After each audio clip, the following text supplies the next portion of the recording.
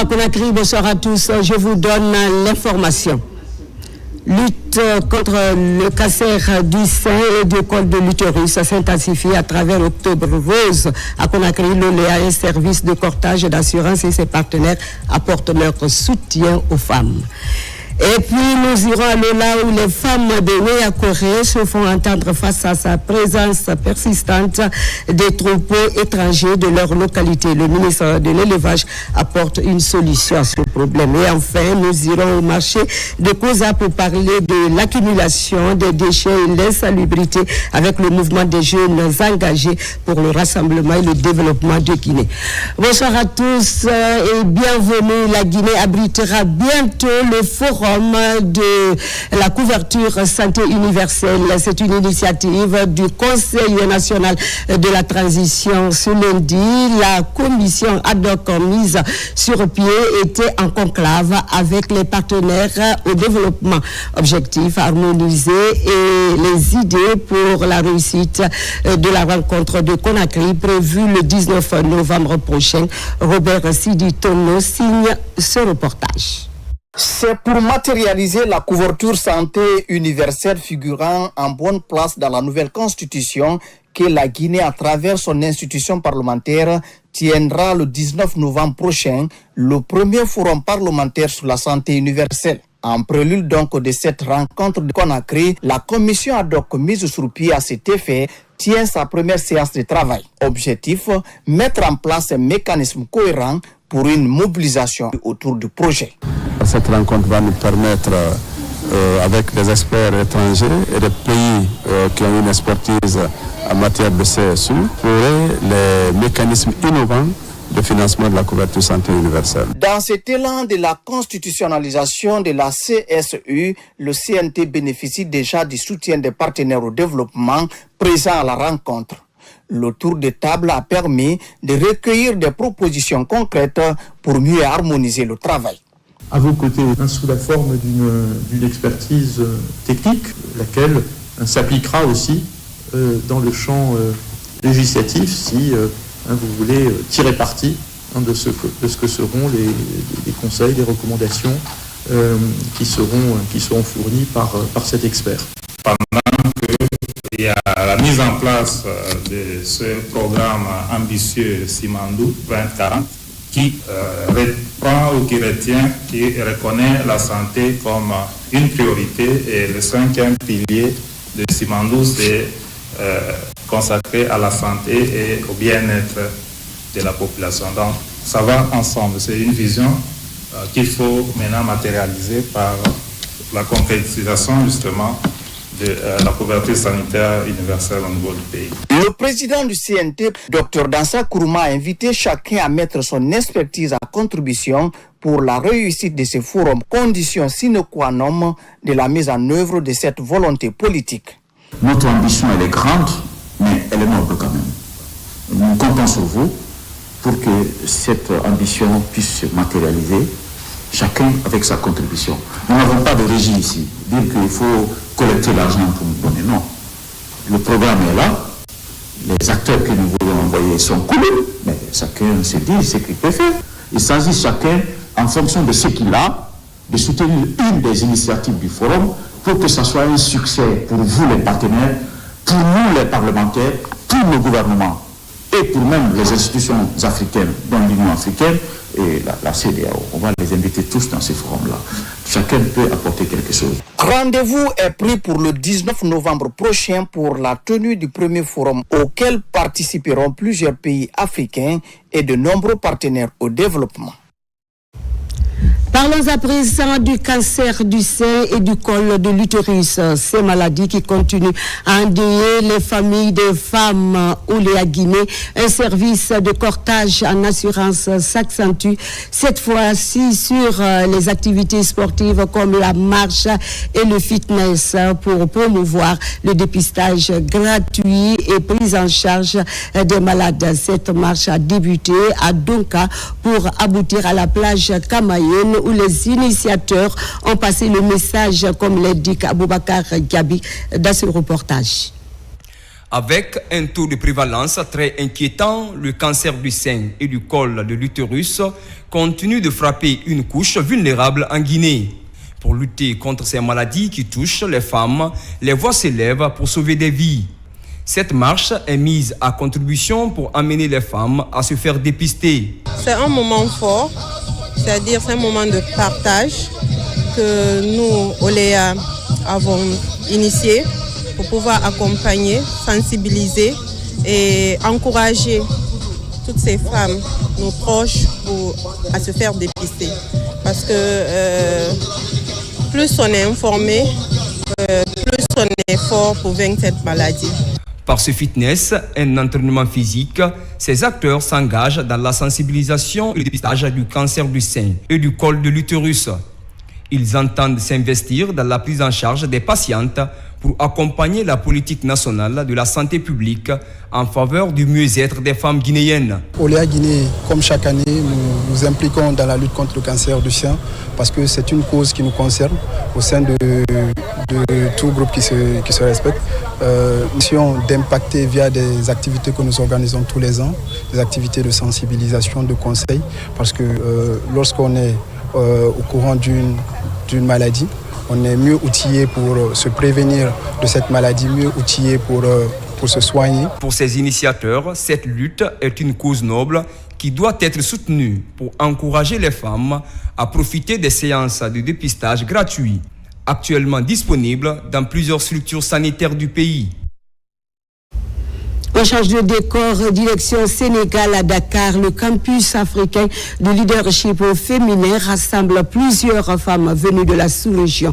Plusieurs thèmes ont été débattus pour redonner la confiance à la gente féminine de se former, s'affirmer pour prendre toute leur place. Makame Dozo était notre envoyé spécial. Reportage. Elles sont compétentes, engagées, mais encore peu nombreuses à occuper les plus hauts postes de responsabilité.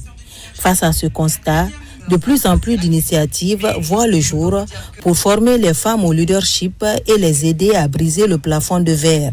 C'est l'objectif du campus africain du leadership au féminin, où plusieurs femmes guinéennes de parcours divers se retrouvent à Dakar. Ce CALF aujourd'hui regroupe de nombreuses femmes leaders. Être parmi ces femmes pour qu'ensemble nous partagions nos expériences, pour qu'ensemble nous évoluions, nous serons pour l'autonomisation des femmes, pour l'égalité des sexes, mais aussi pour apporter une contribution au développement socio-économique de nos pays, mais particulièrement de la République du Guinée. Au programme, prise de parole en public, gestion de conflits, intelligence émotionnelle, négociation salariale, mais aussi des ateliers pour déconstruire les stéréotypes de genre qui freinent l'ascension des femmes. Le CALF, c'est une formation de 2 jours qui nous a permis d'abord de renforcer nos compétences en tant que gestionnaire de personnel, puisque en tant que chef de cabinet, vous gérez votre personnel. Vous organisez, comprendre les équipes, mais aussi fédérer les compétences de toutes vos équipes afin d'atteindre les objectifs qui vous sont assignés. Le campus ne se contente pas de former seulement. Il ambitionne aussi de sensibiliser les participantes aux grands projets sous-régionaux et de les encourager à y prendre une place active. Le campus a pour ambition aussi de contribuer à ce plan Simandou 2040, en tout cas proposer à l'administration guinéenne d'apporter nos compétences sur le sujet de la formation, de renforcement des compétences, mais également de l'accompagnement personnalisé de toutes ces personnes dans le territoire, les femmes surtout. Le campus africain du leadership au féminin est bien plus qu'une transmission d'outils. C'est redonner aux femmes le pouvoir de croire en elles. Pour les organisatrices, le leadership au féminin n'est pas une exception, mais plutôt un avenir en construction. Pendant ce temps, le ministère de l'enseignement technique, de la formation professionnelle et de l'emploi vient de réceptionner un important lot de manuels didactiques. Ce geste est suivi d'une formation des formateurs sur leur utilisation. Ces manuels sont plus de 6900, permettront de développer des programmes de formation communs pour toutes les filières. On en sait plus avec Kerno Ousmane Diallo. C'est un pas franchi dans le développement du système d'enseignement technique en Guinée avec l'acquisition pour la première fois de plus de 6900 manuels didactiques grâce au partenariat avec le CEMEC, le Centre d'élaboration des moyens d'enseignement du Québec. Particulièrement attaché au bon usage des manuels pour un apprentissage de qualité, la ministre supervise l'ensemble des opérations marquées également par le déploiement d'une formation des formateurs sur l'appropriation des manuels. Ces manuels-là sont les mêmes qui sont utilisés actuellement au Québec, dans tous les centres de formation professionnelle au Québec. Donc, ça respecte les standards internationaux. Ce sont des éléments pratico-pratiques pour appuyer les enseignants et puis les élèves aussi dans la mise en œuvre de l'approche par compétences. Ces manuels vont désormais servir de référence pour tous les formateurs qui jusque-là ne disposaient pas de ressources pédagogiques harmonisées pour la formation des apprenants. On a vraiment vu l'APC, c'est-à-dire l'approche par compétence, comme c'est une nouvelle approche. Il faut mettre l'apprenant au centre de son apprentissage. Ce qui est intéressant dans ce processus de collaboration avec CEMEC, ils nous donnent accès à leur plateforme numérique. Donc, ce qui nous permet, dans notre processus d'élaboration de notre plateforme aussi e-learning en Guinée, de lier les deux plateformes et de permettre aux enseignants et aux apprenants de rentrer directement dans la plateforme et d'avoir accès à tous les manuels de leur niveau de formation.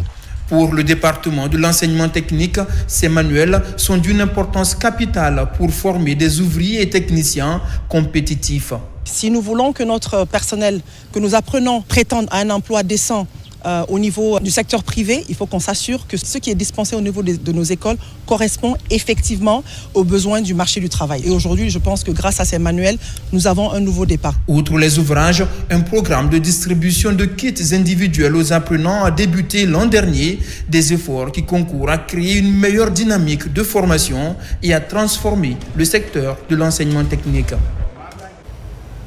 Nous vous amenons à Lola, je le disais en titre, où les femmes de Ouéakoré se font entendre face à la présence persistante de troupeaux étrangers dans leur localité. Elle interpelle les autorités. Le ministre de l'élevage, Félix Lama, en mission dans la région, est allé à leur rencontre pour apporter des solutions concrètes. Le point avec Lancé Kamiseko, Mohamed Saliou Paye et Mohamed Lamine Gallo. À Lola, un calme précaire règne depuis ce matin après une journée agitée.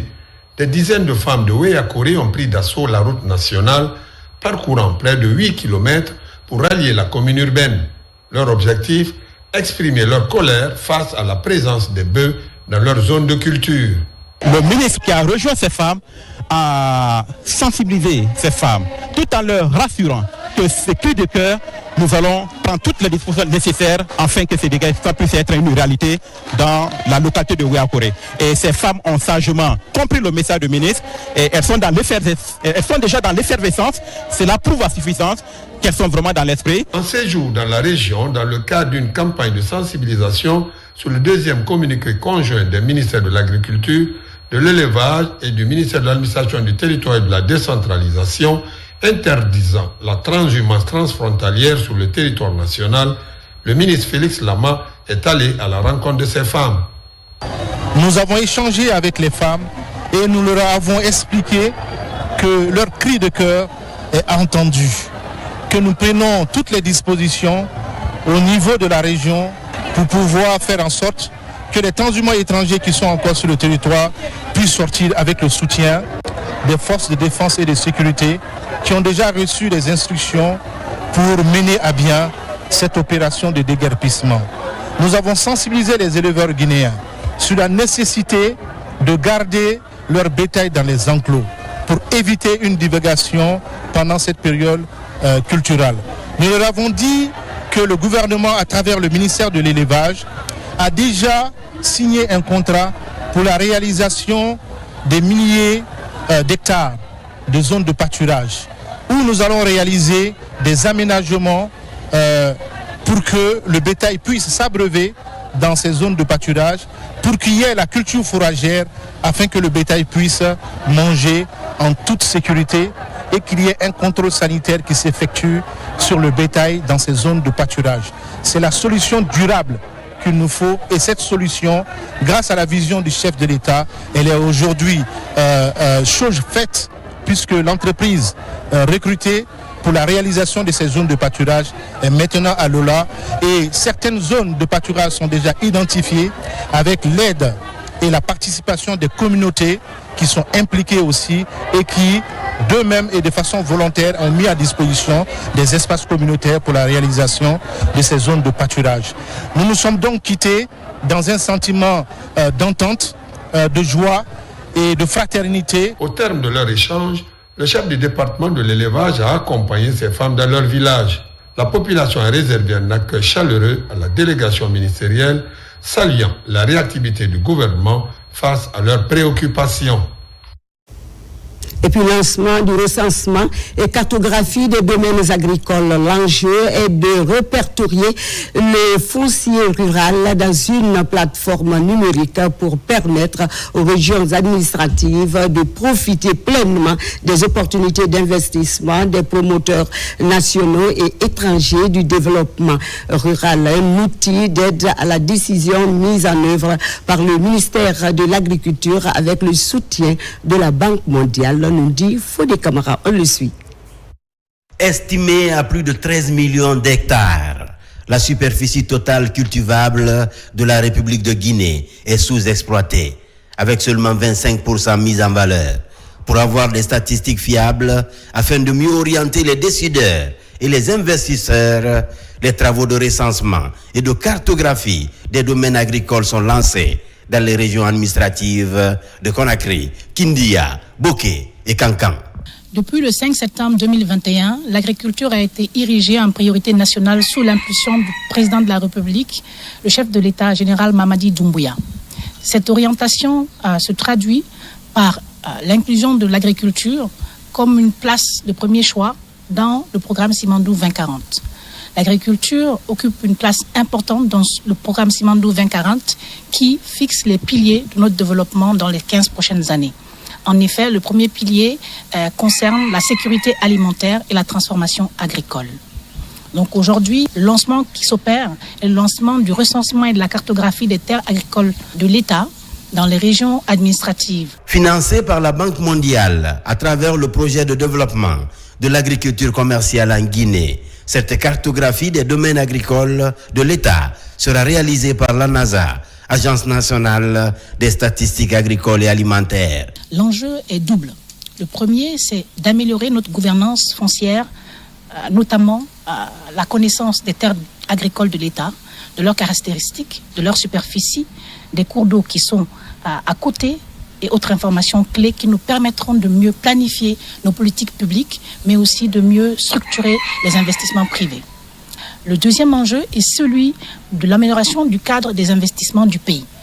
Sans l'accès à la terre, qui est le socle même du développement agricole, c'est très difficile de pouvoir attirer des investissements structurants dans nos régions et dans notre pays. Ce recensement des terres agricoles va prévoir des cartes de géolocalisation, incluant des routes d'accès, le type de sol et la dynamique d'occupation du foncier rural. Restons toujours dans le même cadre. Ces derniers temps, des cadres s'impliquent de plus en plus dans l'agriculture afin de contribuer à l'autosuffisance alimentaire du pays.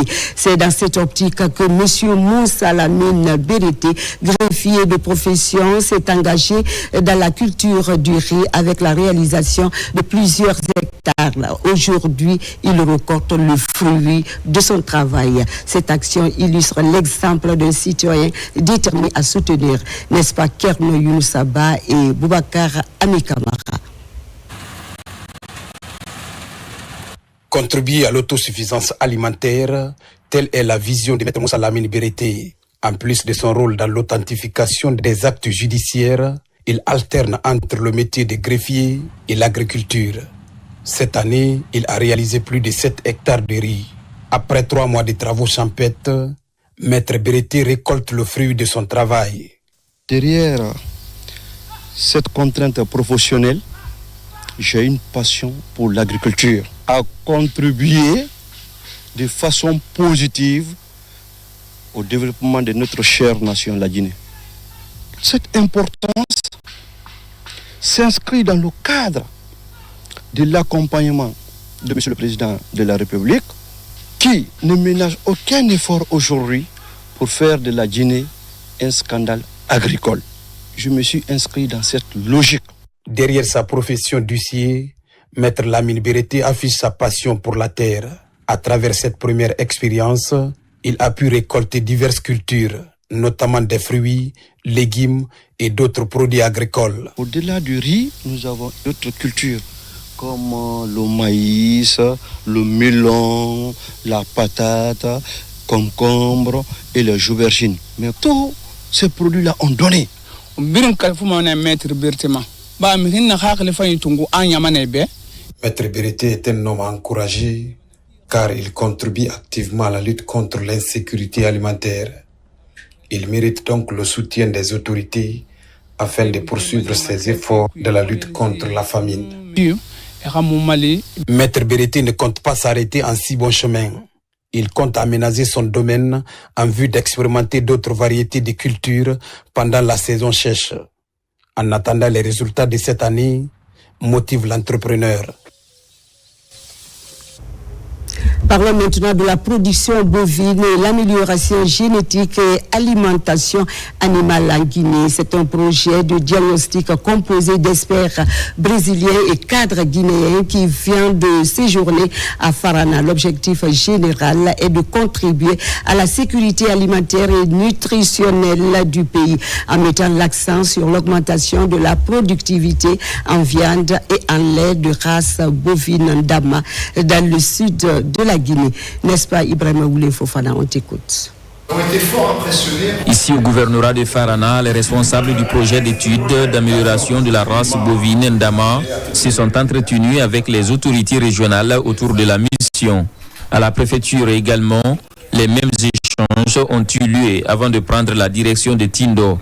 Ici au centre de vulgarisation agricole, l'agence brésilienne de coopération et celle de la Guinée touchent du doigt les réalités du terrain en faveur du projet. Nous sommes là pour faire un constat des installations qui sont déjà là parce que les Brésiliens nous apportent une capacité technique de l'amélioration et donc nous sommes dans la recherche pour pouvoir définir qu'est-ce qu'il y a comme installation qu'on pourra mettre à disposition de celle qui suivra, qui est un peu plus technique pour pouvoir mettre en œuvre ce projet. Il était question de réaliser cette mission d'évaluation sur le terrain, toucher du doigt des réalités par rapport au centre d'élevage que dispose, n'est-ce pas, le pays à travers le centre, le CAE de Famuela et le centre de Tindo. Ensuite, l'ISAV pour nous permettre de réaliser cette activité. Partout, les experts s'imprègnent des atouts et des manquements sur des sites d'expérimentation, l'état des fermes ou encore des chambres froides de conservation des semences et du lait. Cette visite qui s'est achevée à l'Institut supérieur agronomique et vétérinaire de Farana. Nous pouvons réaliser un diagnostic donc, concernant les événements, l'ambiance et la formation, qui fait partie donc, de cette première partie concernant le projet de coopération, notamment dans le domaine de l'amélioration génétique de la race Ndama, qui était une demande donc, émanant donc, du ministère de l'élevage et du ministre, son excellence du ministre de l'élevage, M. Félix Ndama. Ce projet d'étude d'amélioration de la race bovine Ndama en Guinée est le fruit de la coopération sud-sud entre la Guinée et le Brésil. Les résultats attendus comprennent le renforcement de la sécurité alimentaire et surtout l'amélioration technique au sein des ministères concernés comme l'élevage, l'agriculture, le plan et l'enseignement supérieur. Troisième titre de cette édition, nous allons parler de la situation du marché de Koza qui est devenue préoccupante en raison de l'accumulation des déchets et de l'insalubrité. Face à ce problème, le mouvement des jeunes engagés pour le rassemblement et le développement de la Guinée, la jeunesse locale décide d'agir en organisant des séances de nettoyage et de sensibilisation. Cette initiative est saluée par les autorités communales et le ministre de l'hydraulique et des hydrocarbures. Les commerçants sont également encouragés à maintenir la propreté du marché. On regarde dans ce reportage de Noumousso Yaki. Le marché de Koza 1 est devenu un véritable dépotoir de déchets. Ici, les commerçants cohabitent avec les immondices et même les eaux usées des habitations environnantes. Pour assurer la salubrité du marché, des jeunes engagés pour le rassemblement et le développement de la Guinée. À ses côtés, la jeunesse de COSA organise des actions de nettoyage et des campagnes de sensibilisation. Je lance alors un appel solennel à tous les Guinéens et Guinéennes. Engageons-nous, unissons nos forces et faisons de la propriété un reflet national. Le développement n'est pas une affaire de l'État seulement, mais une affaire de tous. La jeunesse de COSA et les femmes du marché veulent assainir ce marché-là. Vraiment, j'étais contente. Je me suis dit, pourquoi les accompagner? Si on enlève ça aujourd'hui, il ne faut pas que la même chose revienne. Sinon, ça va être une peine perdue. Le ministre de l'Hydraulique et des Hydrocarbures, coordinateur de l'assainissement, insiste sur la propriété des sites de vente pour la santé publique. Il promet le soutien du gouvernement en faveur de ces actions citoyennes. S'il y a une chose aujourd'hui qui fait très mal au chef de l'État, c'est cette question d'insalubrité. Quand vous sortez à Conakry, vous voyez l'état d'immondice, c'est inacceptable. Et pourtant, il y a une trentaine d'années, Conakry était cité comme étant une perle par rapport à la salubrité. Et c'est cette situation, cette vie d'avant que nous voulons ramener, mais à travers des actions comme celle-ci. Grâce à l'action des jeunes engagés pour le rassemblement et le développement de la Guinée et au soutien des autorités, le marché de COSA 1 connaît une nette amélioration de sa salubrité et de ses conditions de travail au quotidien. Et enfin, cette journée de sensibilisation des populations de Kaouissi, Missira et la commune urbaine de Télémélé. La sensibilisation est couplée d'une cérémonie de prière en faveur de la quiétude sociale. C'est une initiative du préfet de Télémélé, colonel Mamadou Lamarana Diallo, nous dit Alpha Isiagaba et moi, nous disent Alpha Isiagaba et Mohamed Kabasila. La sous-préfecture de Kaouissi, située à plus de 200 km de Télémélé, a constitué la première étape de la tournée de sensibilisation du préfet, le colonel Mamadou Lamarana Diallo, devant les élus locaux et les citoyens. Le message est clair: promouvoir la paix, la cohésion sociale et le vivre ensemble.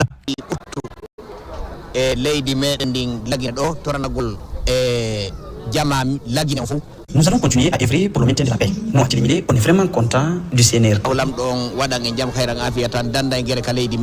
Cap ensuite sur la sous-préfecture de Missira, zone minière par excellence. Ici, les échanges ont principalement porté sur la préservation de la quiétude sociale, essentielle à la stabilité de la localité, mais pas seulement. Vrai, il faut le reconnaître.